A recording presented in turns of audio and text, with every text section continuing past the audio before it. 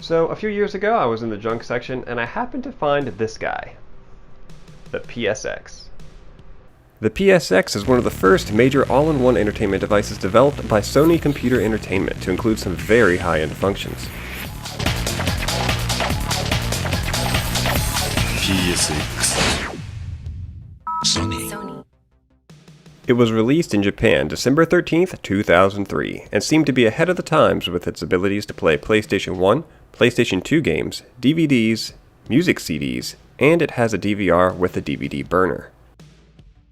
After booting up the PSX, you'll notice its similarities to a PSP and PS3, as they all share Sony's cross-media bar interface. Sadly, the standard PSX does not come with a function to change the language to English, so it can take you some time to figure out where and what functions are available.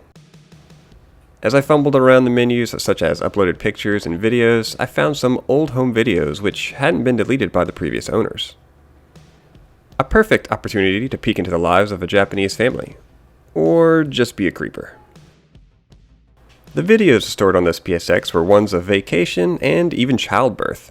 It was surprising to find a birthing video on a junked PSX, but then again, this is what this device was built for, storing digital media and playing PlayStation games. Speaking of PlayStation games, this is region locked.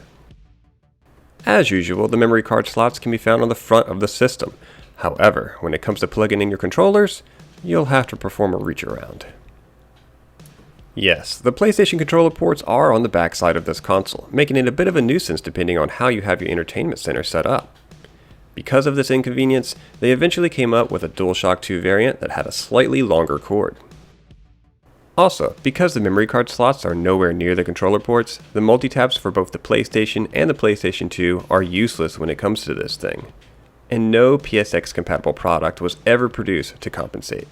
So they either didn't think about this while designing it, or they simply didn't care to have this feature, which contradicts this system as having all the bells and whistles for its time. The system can be utilized horizontally or vertically, much like the PS2. However, this thing is freaking heavy. I feel much safer using it horizontally rather than risking it falling off my counter and breaking something else. So why have you never seen or maybe even heard of one of these until recent years? Well, that's probably because the PSX never made it out of Japan. Because of poor advertising and its steep price tag of nearly $750 US, the system didn't exactly fly off store shelves. The PSX was eventually discontinued after its poor sales in early 2005, making it a short-lived and highly collectible item. You can find 8 slightly different versions of this system, ranging from simply cosmetics to PSP-compatible features and, of course, larger hard drives. Now, I've since picked up a few more of these guys simply because I find them so interesting, and they're still cheap too. I can play all my Japanese media through these and not worry about switching around to different systems, although the PS3 or PS4 could do the same thing. This guy just looks so much more interesting, and is absolutely a nice collector's piece. I'd have to say the biggest thing I use it for is playing Japanese soundtracks, because those are region locked to Japan only, of course.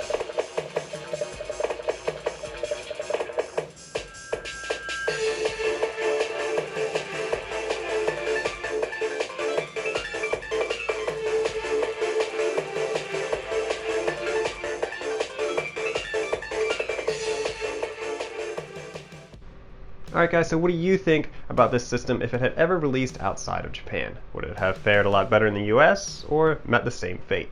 Let me know down in the comments below, and as always, thanks for watching. Like, subscribe, and hit the notification button if you enjoyed this content.